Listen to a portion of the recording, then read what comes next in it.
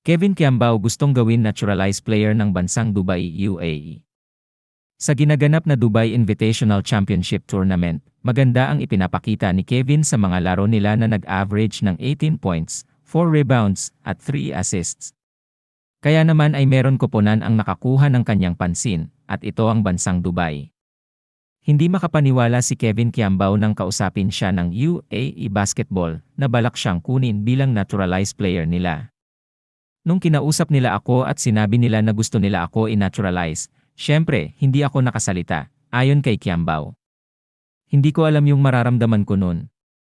Na-amaze ako at syempre, na-overwhelm kasi ibang usapan na ito, hindi lang ito about playing sa club level. National team na ang usapan dito. Nang magtanong ng advice si Kevin Kiambao pinakamalapit sa kanya. Ito lamang ang sinabi sa kanya. Gawin mo ano ang makakabuti para sa iyo at sa iyong pamilya. Kung ikaw ang tatanungin, gusto mo bang kagatin ni Kevin Kiambao ang once-in-a-lifetime offer ng bansang UAE?